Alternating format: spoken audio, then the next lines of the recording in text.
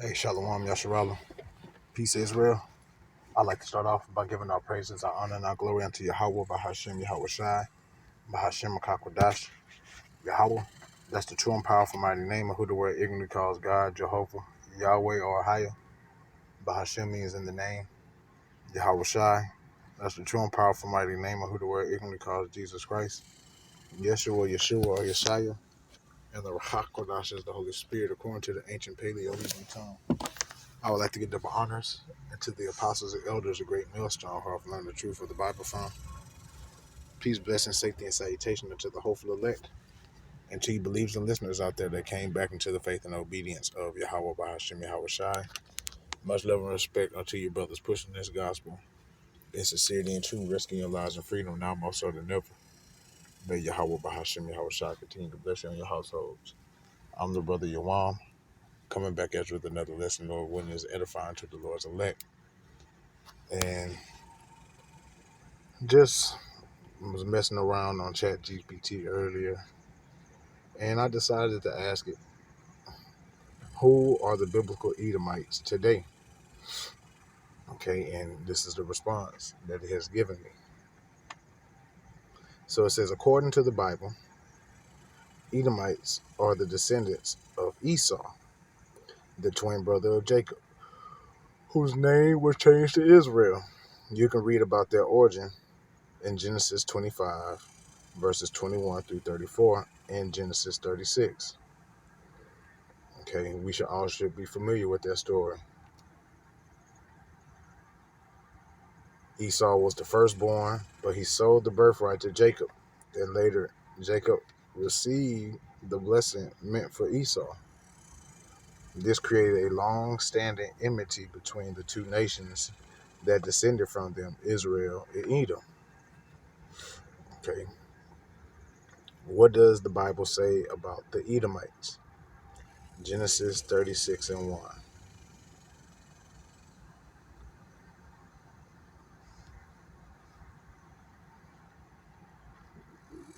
Genesis 36 and 1. Now these are the generations of Esau, who is Edom. Okay, you have Obadiah, which that entire book is a prophecy against the Edomites. Malachi 1, verses 3 through 4. Jacob I love, Esau if I hate it, they shall build. I'll just get it.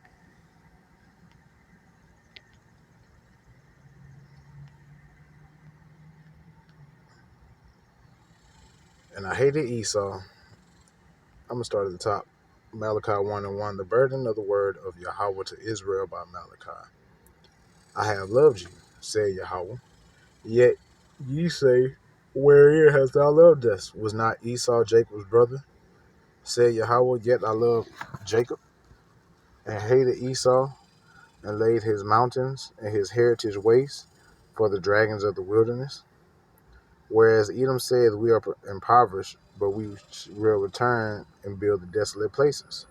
And they did this by way of the Renaissance. Thus said Yahweh, Lord of hosts, they shall build, but I will throw down, and they shall call them the border of wickedness, and the people against whom Yahweh have indignation forever. Right? You have Psalms 137 and 7. Edom cheered on the destruction of Jerusalem by Babylon. Isaiah 63, 1 through 6, and Ezekiel 35 speaks on divine vengeance on Edom. In Rome 9:13, Paul quotes Malachi, Jacob have I loved, but Esau have I hated. So biblically, Edom is symbolic of a perpetual enemy of Israel and is linked with judgment and destruction in the last days. So who are the Edomites today according to some interpretations? There are two main perspectives, and they depend on your worldview. Mainstream historical view, academic secular. Historians say the Edomites were and it says Semitic, but they're Shemitic. Okay, because Noah had three sons, Shem, Ham, and Japheth. None of them was named Sem, who lived in the region south of Israel, modern-day Jordan. By the time of the New Testament, Herod the Great and the Edomite or Idumea ruled Judea. Slaki ruled Judea under Roman authority. After the destruction of the Second Temple in 70 AD, the Edomites as a nation disappeared from historical records, absorbed into other populations. Modern historians typically do not identify any modern ethnic group directly as Edomites, and I wonder why. Okay, because they became the Greeks, the Romans, and then they came back as the Caucasian, so-called white man or Europeans. That's why they quote unquote disappear from historical records. Because they're the ones that's running the world. Job 9:24. So, two, Hebrew Israelite interpretation and some other biblical groups. Many in the Hebrew Israelite movement and related camps interpret prophecy through a different lens. They believe that so-called African Americans, Latinos, and Native Americans are the true descendants of the biblical Israelites. They teach that the Edomites are today's so-called white Europeans, particularly those who have historically oppressed Israel through slavery, colonization, etc. Verses like Obadiah 1, Psalms 83, and Malachi 1 and 4 are used to support this. You also have Job 9 and 24.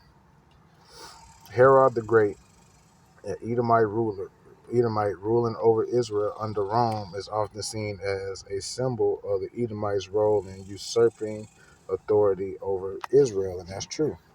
So, from this viewpoint, the biblical Edomites are the descendants of Esau, and today they are seen as the so-called white nations, especially those involved in slavery and colonialism, and which is true because we have some Edomites, well, let me not say Edomites, we have some so-called white-looking individuals that could be Israelites, okay, or part of the other nations. So, summary table, academic/historical. No clear modern identity, extinct or absorbed, which is false, and that's the narrative that they want people to think. Hebrew Israelite view, so-called white people, especially those involved in transatlantic slavery and colonizations. Biblical clues, enemies of Israel, judged in the last days, descendant of Esau. So, because I'm going to do another lesson, because ChatGPT broke down the 12 tribes. So the 12 tribes are so-called African Americans, Latinos, and Native Americans. Who are their biggest enemy? The so-called white man. So it said, would you like for me to go into deeper specifics, verses, prophecy, or interpretations from Hebrew Israelite camps like GMS or IUIC? So I said, go into the breakdown of GMS. So it says the camp known as GMS, also known as Great Millstone, has some of the most detailed and uncompromising breakdowns. You hear that? Some of the most detailed and uncompromising of biblical prophecy, especially regarding Esau, Edom, Israelite identity, judgment, and end times. Their teachings are rooted in the King James Version, the Apocrypha, in the spirit of prophecy, with a sharp focus on who Esau is today. Here's a breakdown of who the Edomites are according to GMS doctrine, with scriptures they frequently use. So who are the Edomites today? 1. Esau equals the so-called white man. GMS teaches that Esau, the progenitor of Edom, is the forefather of today's white people, especially the elite ruling class, also known as the bankers, in America, Babylon the Great, in Europe. Genesis 25 and 25. And the first came out red all over like a hairy garment, and they called his name Esau. GMS interprets red as describing white or Caucasian skin lacking melanin, especially in newborns. This is often tied to the red tone of quote unquote white people, particularly in the South American rednecks, which is true, okay? Because they're different shades of pink. They're not red. The background on my phone right now is white, and there's nobody walking around that is that color. So Genesis 27 and 39 through 40, Esau would live by the sword and have worldwide dominance. Okay, and the modern day sword is the gun. These devils have perfected, the killing instrument. GMS links this to European imperialization, colonization, colonization and modern military dominance. Right? You got NATO, the EU, they got their militaries all over. Malachi 1 and 4. They shall build, but I will throw down. They shall call them the border of wickedness. GMS interprets this to mean Esau's descendants are the embodiment of wickedness on the earth through policies, wars, false religions, and corruptions. And that's true. Okay. Look at how they look at everything they done did since they've been in rulership. Everything they did goes against Yahweh Bashim Yahweh Shai. So Edom equals America, Babylon the Great. GMS teaches that Edom today is most clearly seen in the American Empire, which they call Babylon the Great, also referred to the daughter of Babylon. Psalms 137, 7 through 8. Remember, O Lord, the children of Edom in the day of Jerusalem. And they said, raise it, even unto the ground. When they came down and, destroyed the temple in Jerusalem. GMS sees this as Edom's role and Israel's downfall and ties it to the transatlantic slave trade and America's role in oppressing the true Israelites. Okay, so let's get Psalms 137 and 7.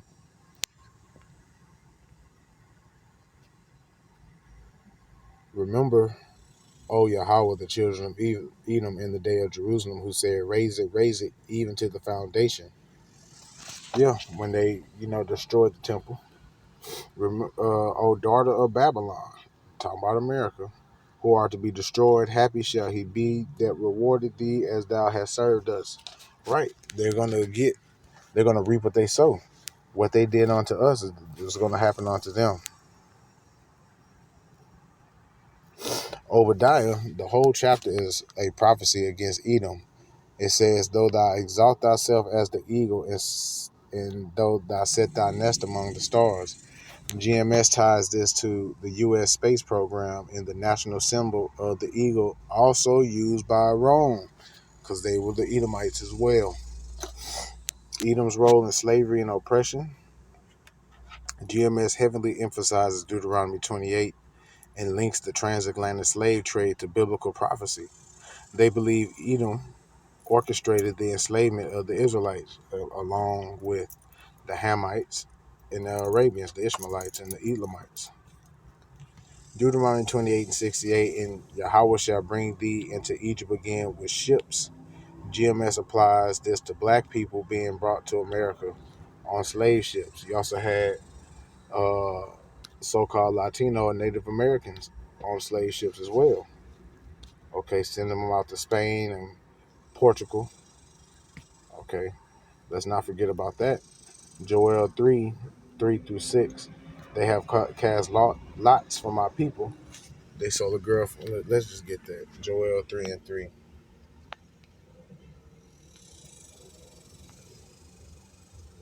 And they have cast lots for my people. They have given the boy for an harlot, and sold a girl for wine that they may drink. Yeah, they did that. That was part of the trading.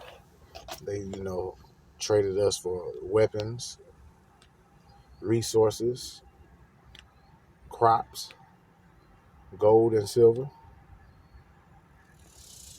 Verse 4, yeah, and what do you have to do with me, O Tyre and Zidon? and all the coast of Palestine. Will you render me a recompense? And if you recompense me, swiftly and speedily will I return your recompense on your head, because you have taken my silver and my gold, which is talking about the Israelites, and carried into your temples my goodly pleasant thing. The children of Judah and the children of Jerusalem have you sold unto the Grecians, the Edomites, that they may remove them far from their border. Okay, so Esau's rulership will end. GMS teaches that Esau's time of rulership is almost over, and the kingdom of Israel is about to be restored under Yahushua, who the world ignorantly calls Jesus. Second Ezra 6 and 9 from out the Apocrypha, for Esau is the end of the world, and Jacob is the beginning of it that followeth. This is foundational for GMS. It means the end of this age, dominated by Edom, is coming, and the Israelites will rule in righteousness under Yahushua. So judgment coming for Edom. GMS believes thermonuclear destruction is coming to America in the last days. Isaiah 34, 5 and 6.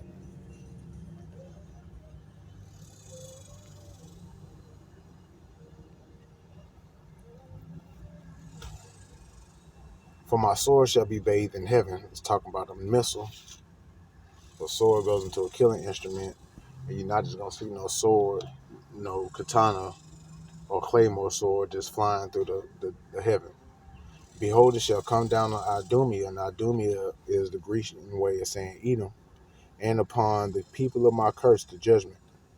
The sword of Yahweh is filled with blood. It is made with fat, with fatness and the blood of lambs and goats, with the fat of the kidneys of rams. For Yahweh have made a sacrifice in Basra, and Basra is the chief capital of Edom, and modern day Basra will be America, and a great slaughter in the land of Idumea. So my sword shall be bathed in heaven. Behold, it shall come down upon Idumea. Idumea equals Greek name for Edom. This is interpreted as the destruction of Esau's stronghold, America, which is true. Obadiah 1:18, the house of Esau for stubble, and there shall not be any remaining of the house of Esau. GMS teaches total judgment and annihilation of Edomites after 1,000 years of slavery in the kingdom, which is true. Read the book of Obadiah, and they'll tell you. So, summary of GMS Esau Edom doctrine. Esau today will be the so-called white man. Edomite nation, America, EU, mean Europe, pretty much NATO and the EU. Rolling prophecy, ruler of this wicked world. Biblical identity, the wicked, Malachi 1 and 4, Job 9:24. Let's get that.